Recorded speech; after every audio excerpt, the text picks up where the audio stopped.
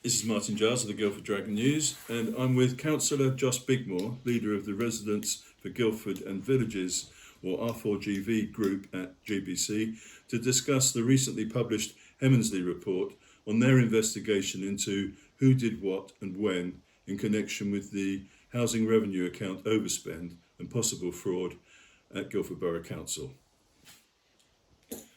Councillor Bigmore, thank you for giving the time for this interview. Now, you were deputy leader at GBC from the autumn of 2022 until the elections in May 2023, and in this time, the £24.5 million was allocated for housing maintenance, followed by a further £20 million a year later. And the overspends that occurred were against contracts rather than the allocations, and it's still not known how much was misspent. Do you agree with that assessment? Yes, in the 2023 budget, the council allocated £24.5 million in capital expenditure to quickly upgrade a number of council properties that were in breach of safety standards. And then as part of the 23-24 budget, there was an additional 20 million. And before that, you were the leader of Guildford Borough Council for 2 years, during which the electrical installation compliance report contract was let. Yes, that was let as a consequence of the first tranche of capital spending. Okay, and that was let presumably because it became a legal requirement for landlords to make sure that properties had those certificates. Yes. Okay, now, what were you told and when about the housing revenue account overspent and whistleblowing allegations? I think all councillors were invited to a briefing towards the end of the summer 23. I was a backbench councillor at the time. I can't remember whether group leaders, I think group leaders may have had a pre-briefing before that, which was shortly before the news was made public, and I read more detail in the Guildford Dragon about it. Okay, but so was that after the officers had been suspended and contracts terminated? Presumably it was. Yes, I think it was when some of the kind of, I would say, more operational officers had been suspended, but the senior managers were still in place. Okay.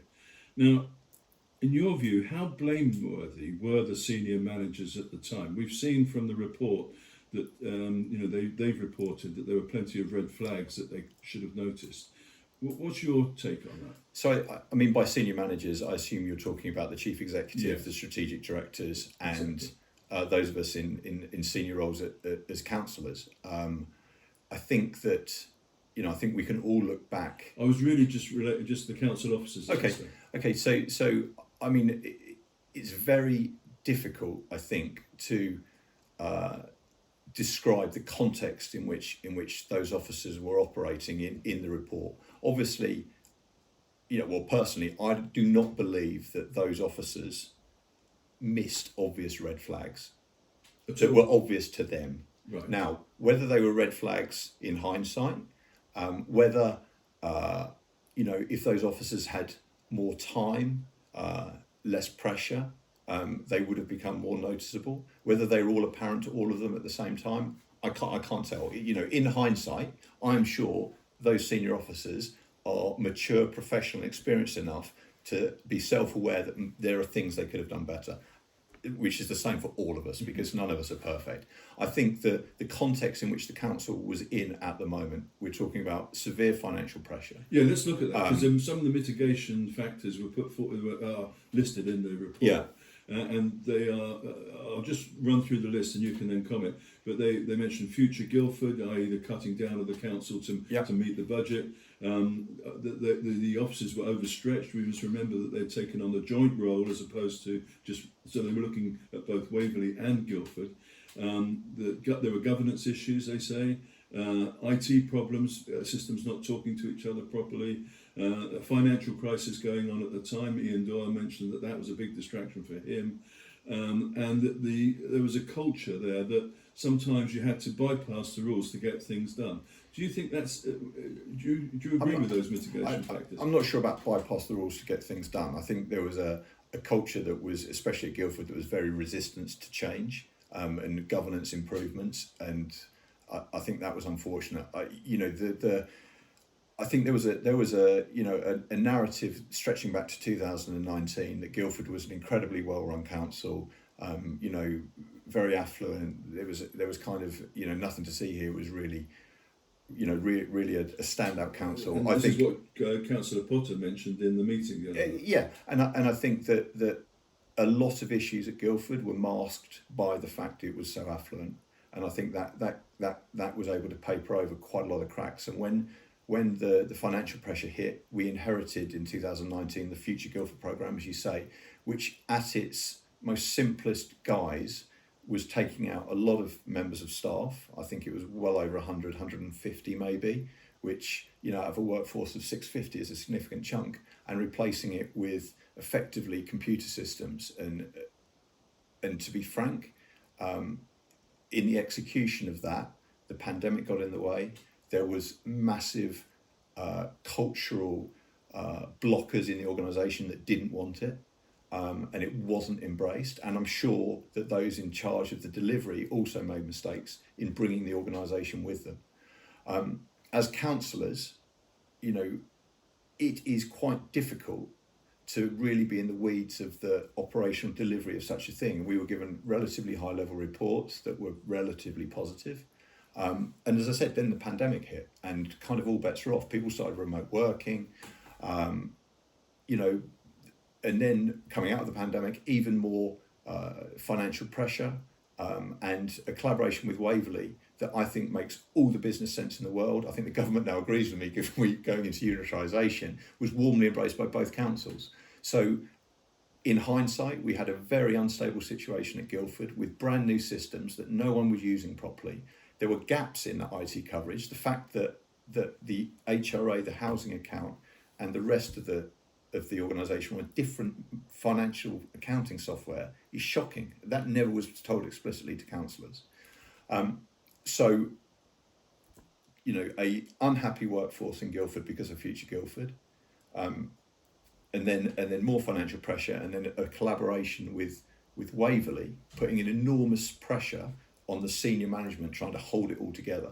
And I take my share of the blame for this, an incredibly ambitious set of councillors from my group R4GB that wanted to make a real difference. So we're talking town centre master plan, really turbocharging the major projects that we wanted to do. Okay. All these kind of things. So those officers were under an enormous amount of pressure, and to be frank, the foundations of Guildford Borough Council were rotten. Okay, so do you think that these factors have been weighed heavily enough in the balance when we're assessing responsibility for as ever, there'll be people that want people in jail, people sued.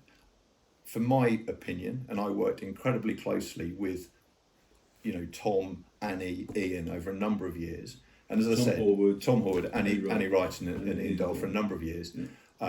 They were first-rate officers that were incredibly committed to Guildford, and as I said, self-awareness, I'm sure they'll look back and say, actually, this was a mistake, I could have done this better. But their body of work and what they managed to deliver against that context, I think they were phenomenal officers. And I think the way that their roles have been pretty... And whenever you do a report in isolation about a single part, it's like when you release a transcript of a conversation between two friends, it can look appalling without knowledge of the context. And I understand a lot of people don't want to hear that. They want a head to roll because it's a lot of money potentially. Okay. But I think they did a very good job in a very difficult set of circumstances. But now heads can't roll, can they? Not. No, the council officer and the independent lawyer on Wednesday night said there was no disciplinary proceedings against them, and they leave this authority with a completely clean bit of health and good luck. Yeah.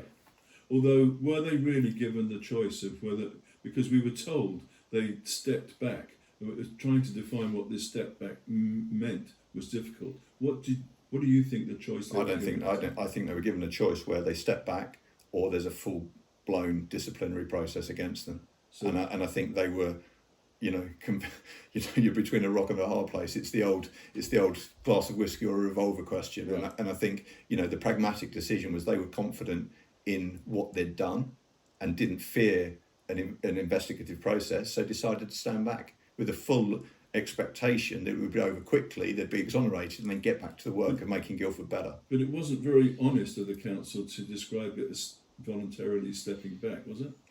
I mean, there's always real politic involved in all these decisions, isn't there? Okay. Now, you also said in the council meeting when this report was debated that you questioned your own involvement and whether you could have done better. What have you concluded? I should have done better. I mean, I know that in my own portfolios, I would ask very challenging questions. I would make it very clear to the lead officers if I thought particular officers weren't doing a particularly good job or were in the wrong job or needed training, and I was pretty involved. You have to realise it was quite an uneasy coalition by the end between us and the Lib Dems, and it was very much our portfolios and your portfolios. And certainly there was a massive defensiveness anytime there was any criticism of housing. So it was very difficult for us to say, look, I've been to some of these council properties, these are not fit for human habitation. What are we doing here? And it was like, hands off, everything's fine, everyone's trying really hard. And I think that kind of, defensiveness really stopped some probing questions. And that was unfortunate, but I should have pushed harder. But it's difficult for anyone to, any leader or manager to know when they should take action if they haven't got the information, isn't it? Absolutely, and the management information and the performance indicators that we had at the time were poor. It's something that's been improved a lot, and that process again was kicked off by. But don't you think you should have been told about these whistleblowing reports?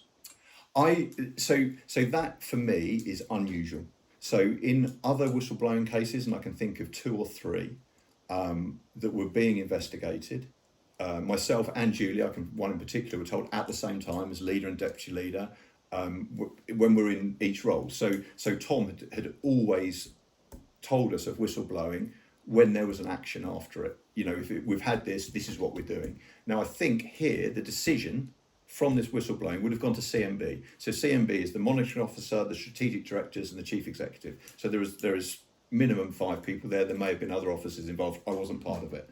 The decision with what to do with that whistleblowing would have been made in that committee on the advice of legal advice. There may have been external, I don't know, HR advice, and a decision would have been made about what to do with it. Now, that's a collective decision on the back of the evidence. I haven't seen the whistleblowing report. I don't know what the advice was. There was obviously a decision made. I wasn't told. Whether Julia knows or what she knew at the time, whether it's informal or formal, I don't know. So that is something I can't comment on. But I think the process of dealing with whistleblowing, in my experience, did work. And I don't know the specifics of why this one wasn't treated the same as the other ones. Okay. And I think a gap in that report is I don't believe the monitoring officer at the time was interviewed, which is odd. Right. Okay. Now, afterwards, after these, eventually in September or by September, there was deemed to be a prima facie case sufficient to warrant suspensions of 2 permanent officers and the terminations of 5 contracts. Yet the case, it was not, it seems, immediately handed to the police, but to Banstead and Reigate to investigate, Banstead and Reigate Council. Why do you know why that was? I have absolutely no idea. So this is a frustration is that councillors, and I can't speak for members of the executive, I can't speak for the leader, but as a backbench councillor and a group leader, our knowledge about all of these investigations pretty much comes from you. It is. That we have been kept very much out of the loop. This is all confidential. Basically they don't trust us. With any of the information, and I think that's really unfortunate. So for me, there is 2 issues. There is the overspend on a contract, very poor governance. Why did that happen? How did that happen? Is it a case of someone's made an expedient decision to say, look, these houses aren't safe, go in and do it, I'll get the approvals afterwards? I don't know. But that's an expedient way this could have happened, and then the follow-up approvals didn't happen. I don't know. The other most important thing for me is before you start talking about an £18.5 million fraud, you actually work out what is fraud. Now, I asked the question at council on Wednesday, and bearing in mind this is a long while after it was announced, so I think it's almost a year and a half now since September 23. we still don't know the monetary value of the works that were carried out versus what was billed. So if we have absolutely no idea as a council of that 18.5 million contract overspend, what is the value of the works that was actually done? Now, for me, that is unusual. So if you don't know how much, how can you say there's a fraud? Yes, and how can you consider how serious the problem is? Yeah.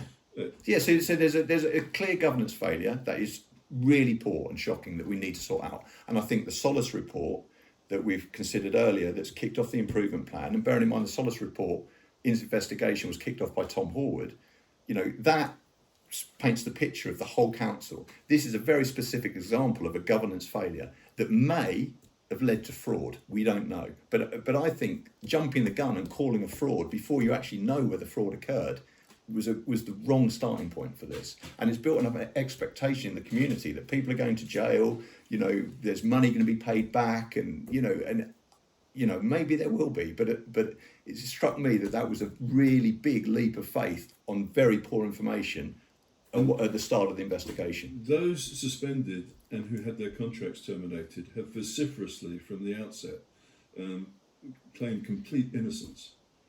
I mean, a lot of guilty people claim they're innocent. A lot of innocent people, rightly. I've had no dealings with any of those officers, that's obviously true. I can't comment. But nonetheless, it would be, the two suspended officers have left GBC now. No criminal charges have been brought against them. They've been paid off. Do you think? Well, I mean, whether they've been paid off or not, I can't comment. I do not know whether they've just left. That's my information. Okay. But are you confident they were treated fairly in this process? No. I think for me, and there's a,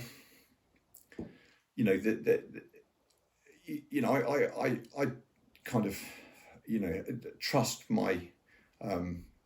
My character judgment, and I can't speak for officers lower down the organisation that I had less contact with, but people know those people, and there has to be some context about, is this person, on the balance of evidence, do I think this person is potentially criminal, or have they just made some mistakes in their role? Are they in the wrong role? And that, for me, this whole kind of very personal targeted investigation against Tom, Ian and Annie, I would have never let it happen if I was leader. Okay. And I will, if that was the wrong decision, they turn out to be, I just think the way they were treated, for some people that, I worked with on a daily basis, as did Julia, as did Paul Follows, for the fact that they, have just washed their hands and let them go through this process for a year and a half, the impact on their mental health, their future career prospects, for people that gave them an enormous amount of support, I think is really poor. But we should make it clear that there's no insinuation or suspicion of criminal activity at that level. Absolutely no. Absolutely no. Okay. And never a disciplinary issue at all at either council. So nothing. Now, can you just say when you were interviewed by Hemmensley for this report? I think it was autumn last year, so September, October time last year, towards the end of the process. And do you know when the report was first shown to any councillors? Any councillors, no. I should imagine that members of the executive probably had an early sight of it. We had a group meeting on Monday night, so council papers are normally published pretty much a week before the council. So this one was conspicuous in its absence, and it said the report is delayed because the senior officers had considered it on Monday but needed to adjourn the meeting to Friday. So we expected it to arrive on Friday. Another email, actually, the meeting's been adjourned to Monday. So, this was published to councillors. An incredibly, consequential report at 7:45 p.m. on Monday night. For the council meeting? For the council meeting on Wednesday night. So the number of councillors have full-time jobs. There were some council meetings on the Tuesday night. It was an enormously important decision that I think wasn't given proper consideration because of the time about whether to consider this in public. So do you think it would have been easy to allow councillors longer sight of the report before the debate? Absolutely. They should have just created another extraordinary council meeting for a couple of weeks. Okay. Now, the last question.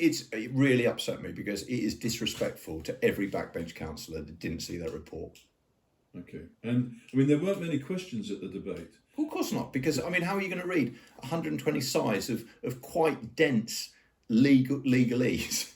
You know, especially when 95% of the council are not lawyers. I mean, it's incredibly disrespectful.